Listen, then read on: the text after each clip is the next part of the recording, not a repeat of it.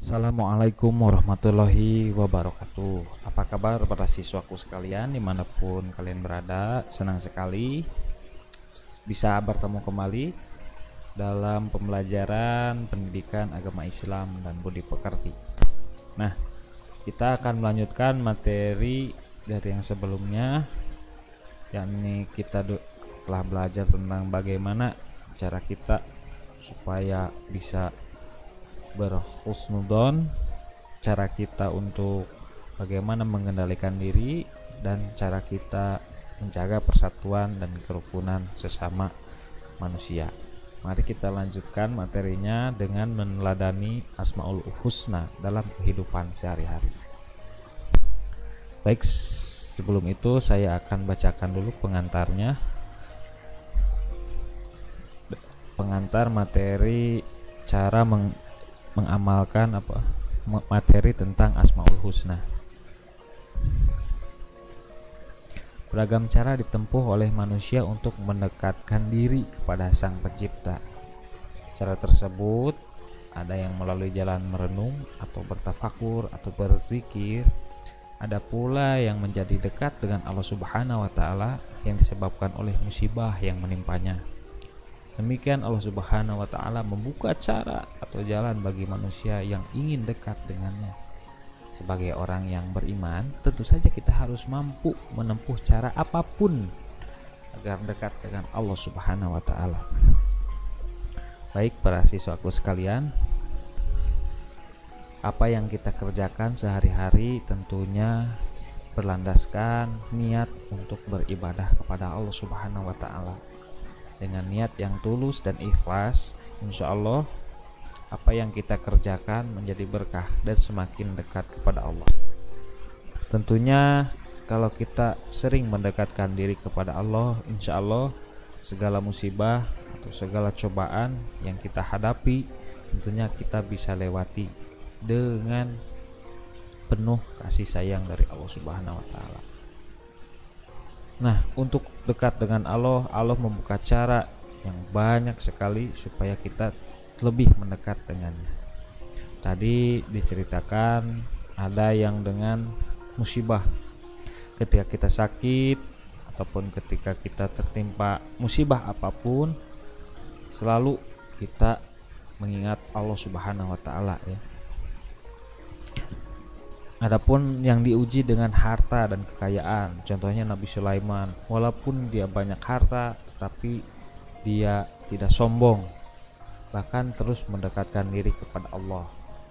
Ada juga Nabi Yusuf dengan ketampanannya, tetapi dia tidak memanfaatkan fisiknya untuk berbuat maksiat kepada Allah, tetapi dia lebih memilih di penjara ketimbang harus bermaksiat kepada Allah. Ketampanannya mampu memikat hati semua wanita pada waktu itu. Tetapi Nabi Yusuf terus mendekatkan diri kepada Allah, minta perlindungan kepada Allah agar dijauhkan dari hal-hal yang buruk. Walaupun dia difitnah, dipenjara, tapi Nabi Yusuf mampu menghindari dosa dan maksiat kepada Allah. Ada berbagai cara dan banyak sekali. Nah, kita akan membahas cara-cara yang paling mudah dalam urusan mendekatkan diri kepada Allah, yakni berzikir dengan menyebutkan asma-Nya, dengan merenung, dengan mengucapkan tahlil, tahmid. Itu merupakan salah satu cara kita untuk selalu mengingat Allah ya, melalui metode berzikir. Nah, itu dia sedikit pengantar dari saya tentang pengamalan Asmaul Husna.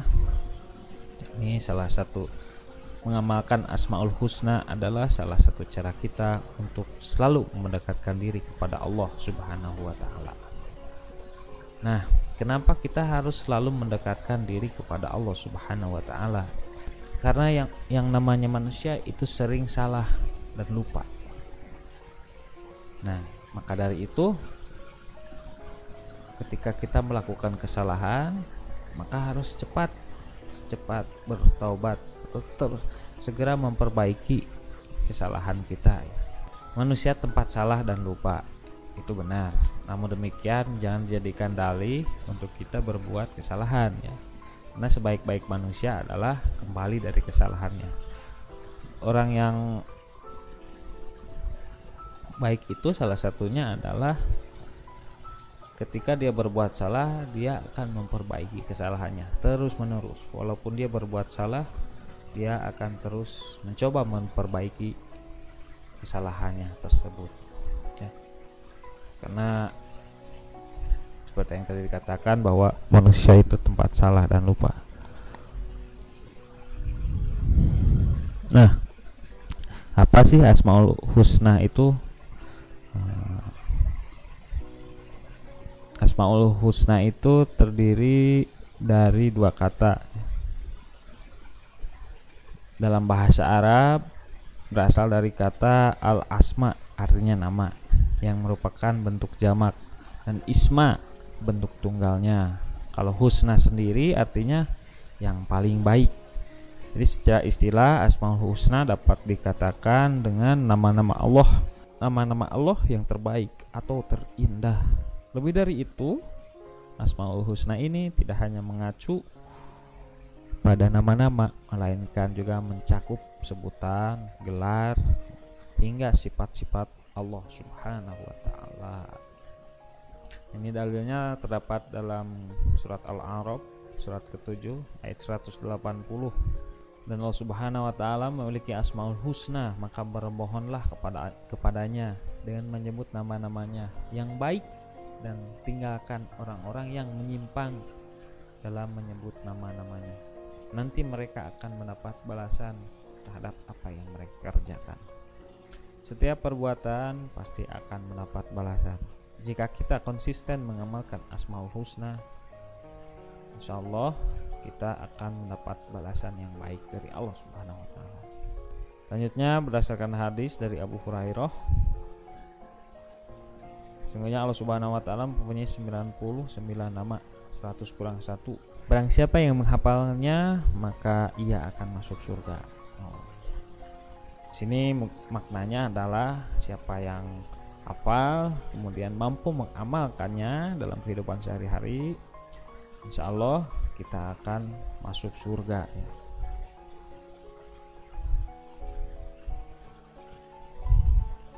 Asmaul Husna ditinjau dari maknanya.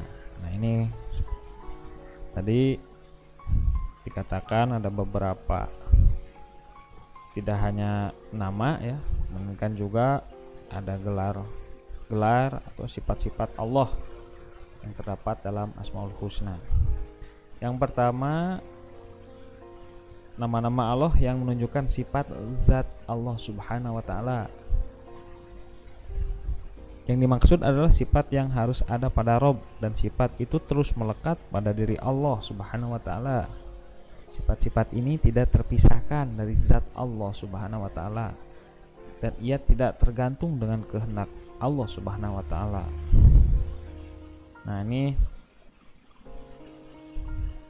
yang pertama ada Al-Hayyu, Maha hidup, Al-Alim, yang Maha mengetahui, Al-Basir, Maha melihat, Al-Qawi, Maha kuat, Asy-Syami, Maha mendengar ya.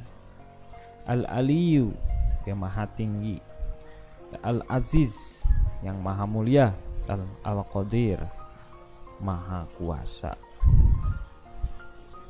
Yang kedua, Asmaul Husna itu yang menunjukkan sifat perbuatan. Yang dimaksud adalah sifat yang terkait dengan kehendak Allah. Jika Allah Subhanahu wa Ta'ala berkehendak, Dia akan melakukannya. Sebaliknya, jika tidak berkehendak, maka Dia tidak melaksanakannya. Nah, ini sifat ini makna yang kedua. Ada Al-Ghafur, yang Maha Pengampun, ada Ar-Rahim, yang Maha Penyayang, ada Al-Khaliq, yang Maha Pencipta, ada Ar-Razzaq, Maha Pemberi, ada At-Tawwab, Maha menerima taubat, dan Al-Afu, Maha Pemaaf. Yang ketiga, asma-asma Allah Subhanahu wa taala yang menunjukkan kesucian dan kesakralan serta pembebasan Tuhan dari segala sifat kekurangan dan keburukan yang tidak pantas dan layak bagi keagungan, kesempurnaan dan kemuliaannya. Asma-asma Allah tersebut adalah Al-Quddus yang maha suci, As-Salam ialah yang maha selamat. Yang keempat, asma Allah Subhanahu wa taala yang menunjukkan beberapa sifat tetapi tidak menunjukkan makna tunggal.